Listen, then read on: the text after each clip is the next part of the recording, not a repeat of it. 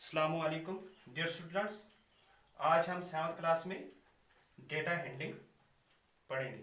तो आप देखिए, डेटा और हैंडलिंग ये दो वर्ड हैं, इनको हम किस तरह सीखेंगे। डेटा मीन्स आपके पास कुछ भी रहा नंबर्स हो गए, जैसे मार्क्स ले लो, नंबर ऑफ स्टूडेंट्स ले लो, ठीक, टेम्परेचर ले लो। तो हैंडलिंग मीन्स उनको इस तरीके से अरेंज करना या ऑर्गेनाइज करना कि आपके पास सॉलिड इंफॉर्मेशन आ जाए।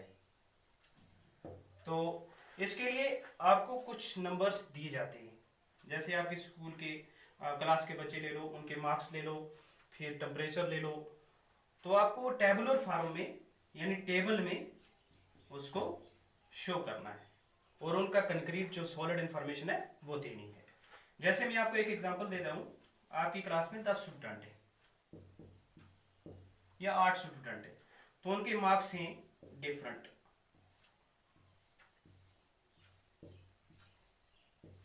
एक दो तीन चार पाँच छः सात आठ आठ स्टूडेंट ले लो, ठीक है। तो इनके ये मार्क्स इन्होंने लिए हैं। अब हम इनको टेबुलर फॉर्म में किस तरह दिखाएंगे, तो इसके लिए आपको एक टेबल बनाना है, 3 कॉलम टेबल। यहाँ पे आपको आएगा मार्क्स फर्स्ट कॉलम में, यहाँ पे टैली मार्क्स, यहाँ पे फ्रीक्वेंसी। तो पहले मैं आपको समझा दूं टैली मार्क्स किसे कहते हैं। टैली मार्क्स वो सिंबल्स होती हैं जो किसी अदद को हम दिखाने के लिए इस्तेमाल करते हैं। फ्रीक्वेंसी मीन आपके पास एक चीज कितनी बार रिपीट हो रही है, यानी एक नंबर कितनी बार आ रहा है। तो उसके लिए आपको क्या करना है, जैसे मैं आपको समझा दूं, जैसे एक नंबर अगर एक मार्क्स किसी ने लिया है तो उसके लिए टैली मार्क्स की एक लाइन लगेगी। फिर उसके बाद अगर किसी ने 2 लिए हैं तो टैली मार्क्स की 2 लाइनें, अगर 3 लिए हैं तो 3 लाइनें, 4 लिए हैं तो 4 लाइनें, जब 5 लिए हैं तो थोड़ा सा यहाँ पे चेंज हो जाता है। यहाँ पे एक डायगोनली 5 जो 5th लाइन है वो इस तरह जाएगी। तो टैली मार्क्स इस तरह, फिर 5 को हम इस तरह से 6 आएंगे, तो 6 अगर होगा तो 6 के लिए 5 तो हो गए, 1 2 3 4 5 और 1 6। ये आपका टैली मार्क्स इस तरह शो करना। अब हम चेक करेंगे कि जो हमने ये नंबर दिए ये हमने किस तरह से टेबुलर फॉर्म में अरेंज करने हैं। तो जैसे 5 मार्क्स एक बच्चे को ही, अब इसके लिए टैली मार्क्स आपको इस तरह लगाने, 2 3 4 एक डायगोनली यहाँ से 5।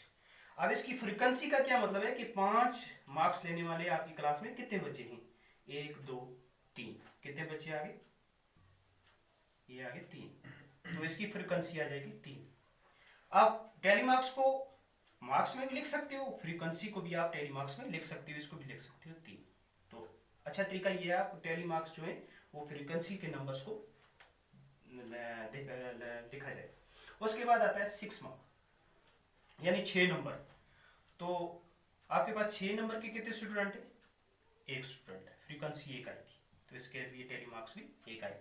उसके बाद है 8, तो 8 वाले कितने स्टूडेंट है हमारे पास, 1 है, तो इसका भी 1 फ्रीक्वेंसी और 1 टैली मार्क। तो इस तरह से ये किया जाता है। नेक्स्ट जो हमारा इसके बाद हमने जो पढ़ना है उसमें आता है 3 4 चीजें आती हैं, वो मैं आपको सिखा दूंगा।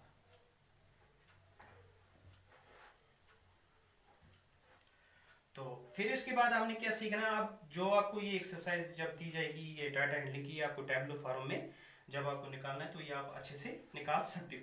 अब आपके पास एक और चीज सीखने की है, वो है रेंज। फिर उसके बाद आ गया मीन, फिर मीडियन और मोड। ये आपको समझ आनी चाहिए, आपको इसी के हिसाब से आपकी आगे वाली जो एक्सरसाइज है वो दी जाएंगी।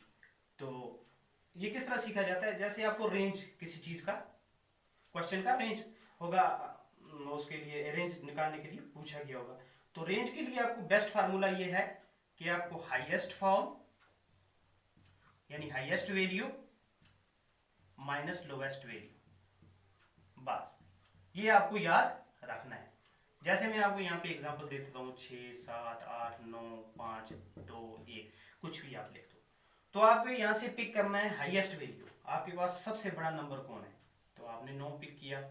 अब माइनस इसमें से लोएस्ट वैल्यू जो सबसे छोटा है, तो 1 इज इक्वल टू 8, 9 में से 1 8, यानी आपका रेंज जो होगा वो 8 होगा।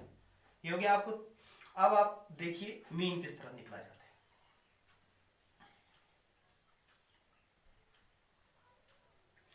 मीन के लिए आपको ये फार्मूला है कि सम ऑफ ऑल ऑब्जर्वेशंस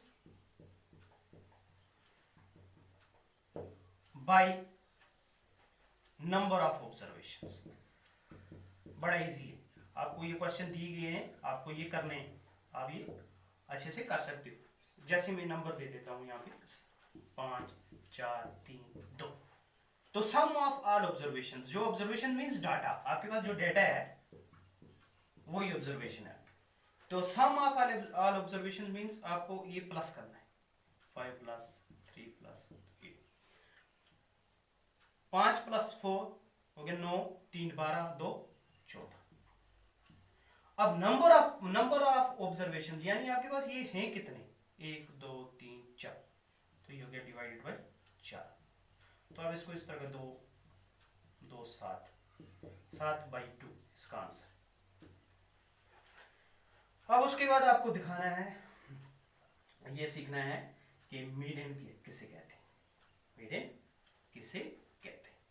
तो मीडियन इसके वर्ड से ही आपको समझ आ जाएगी कि मीडियन किसे कहते हैं, यानी मिडिल, जो आपका बीच वाला मिडिल वैल्यू। ठीक है, जैसे आपके पास ये मैं कोई एग्जांपल दे देता हूँ 6 4 3 2 5।